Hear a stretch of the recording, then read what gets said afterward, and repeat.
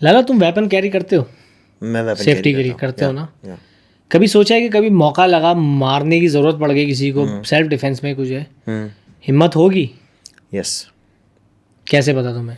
यार मैं अच्छा, समझता, कहाँ पे मार सकते हो तुम एक इंसान को सेल्फ डिफेंस पे? यार सेल्फ डिफेंस ये भी एक बड़ा लंबा टॉपिक है। क्योंकि देखो हर कोई तो जेवर की तरह आजकल जो है ना गन लेके फिर रहा है। देखो अगर तो आपको शो प्रॉपर ऑफ है आपकी ये, ट्रेनिंग शो है, ऑफ। हाँ। अगर आपको इस्तेमाल करना आता है, अगर आपके अंदर सब्र है, ये बहुत ज़रूरी, सब्र होना चाहिए, ठीक है, तो आप इसको सीखें और फिर कैरी करें।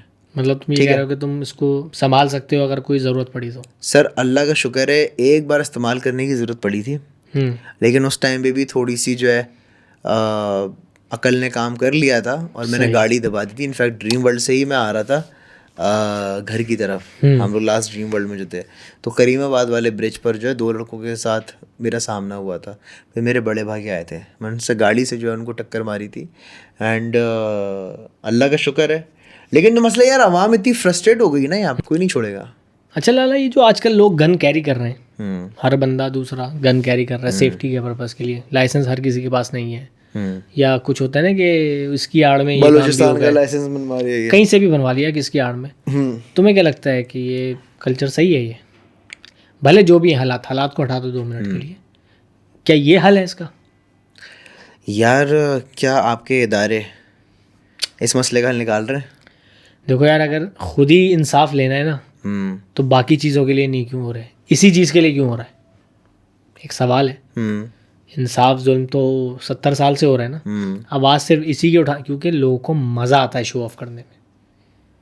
ठीक है, मेरे साथ आज तक कभी वाकया नहीं हुआ, लेकिन आज तक कभी दिल में ख्याल नहीं आया कि यार मैं गन खरीद के रख लूँ, बल्कि दूर भागता हूँ उन चीज़ों से। क्योंकि यार बहुत पहले ना मुझे किसी एक बंदे ने एक बात बताई थी, ये जो गन होती है ना, ये बीवी की तरह है। जैसे आप अपनी बीवी को किसी और से शेयर नहीं कर सकते, या आप उसको बड़ा छुपा के रखते हो, या आप कोई गंदी नज़र से भी नहीं देख सकता आपके होते हुए उसको, ये आपका वो होता है, लाइक स्टांस होता है आपका। एक और चीज़ दूसरा, एक तो ये रीज़न है जिसकी वजह से आपको ये गन किसी के हाथ में नहीं देनी अगर आपने रखी है तो, मतलब कोई टच भी ना करे, ये आपकी बीवी की तरह है। Of course. दूसरी चीज़ कि ये असला हमेशा खून मांगता है, मतलब ये गन हमेशा खून मांगती है, मतलब इसकी ग़िज़ा खून है इन दी एंड। कहीं से भी मतलब यानी कि ये समझाने का एक तरीका है कि तुम्हारा दिमाग घूमेगा ना, तो अब तुम्हारे ये थॉट्स आएंगे कि बेटा चला दे गोली, बेटा उठा ले, निकाल ले। इसीलिए आपको जो है ना थोड़ा सा आपका सब्र होना चाहिए मजबूत। आपको पता है असला रखना सुन्नत है? बिल्कुल है, पता है मुझे। आप अगर असला लगा कर नमाज पढ़ेंगे तो उसका सवाब भी ज़्यादा है। होगा, बिल्कुल होगा। लेकिन मैं आपको ये बताना चाह रहा हूँ, मेरा मुद्दा ये है अजलान भाई, कि अगर इस्लाम का हम कोई रेफरेंस लेते हैं या हम कोई इसी तरह की लॉजिकल बात करते हैं, तो वो इन्हीं चीज़ों में क्यों करते हैं जिनमें हमें मज़ा आता है। हम बाकी चीज़ों में अपने हक़ के लिए आवाज़ क्यों नहीं उठाते? हम बाकी चीज़ों में इस्लाम के रेफरेंस क्यों नहीं निकाल के लेकर आते? क्या सिर्फ इस्लाम यही है कि असला रखो इस्लाम पूरा हो गया? हमारी वो एक बात है ना कि लोग, जैसे तुमने भी अभी कहा कि यार लोगों का परसेप्शन ये होता है, तो वो बात सही है। इसी तरह 4 शादियाँ करना सुन्नत है या वो है इस्लाम में जायज़ है, तो उसका मतलब ये नहीं कि आपने लाजमी करनी है, और अगर करनी है तो बाकी चीज़ें इस्लाम की जो इंपॉर्टेंट है उसका क्या भाई? तो ये एक अलग सिनेरियो। तो इसलिए मैं कभी गन कैरी नहीं करनी चाहिए। नहीं, गन कैरी करना है, लेकिन अभी जो सिनेरियो हमारे मुल्क में चल रहा है, मतलब गन कैरी करने के भी कुछ आदाब है ना। आदाब आने चाहिए। तो आदाब तो हर कोई नहीं सीखता, तो उस लिहाज से फिर ये हल कैसे हुआ, ये है ना। तुम्हारा पॉइंट ऑफ व्यू क्या कहता है? मेरा पॉइंट ऑफ व्यू कहता है भाई कि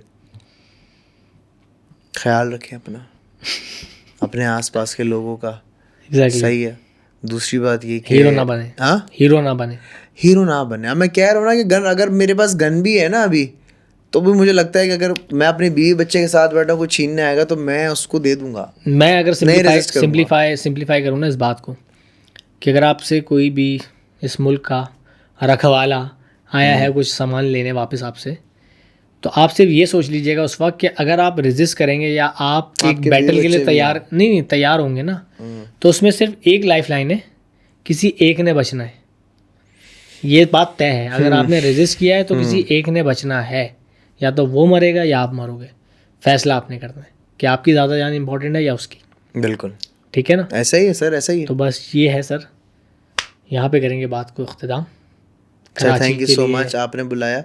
कराची के लिए दुआ करेंगे, हम सब दुआ करेंगे। या अल्लाह पाक मुल्क के हालात को सेट कर दे, कराची के हालात। या अल्लाह पाक कराची के जो हालात चल रहे हैं उनको दुरुस्त कर दे, आमीन जितने भी गैर मुकामी लोग आए हुए हैं उनको जो है अच्छी नौकरी दिलवा दे, आमीन आमीन, ताकि आमीन। वो ताकि पार्ट ये टाइम जॉब सुनना जो हम खत्म करते कर हैं, दें। हाँ, हाँ ताकि एग्जैक्टली। हमारा जीना आराम कर दे। ठीक है सर, थैंक यू आमीन सो मच। सुम्मा आमीन। अल्लाह हाफ़िज़। जो किया ये लाला ने किया, ये वाला पार्ट लाला का है, मुझे नहीं पता इसने बोला क्या।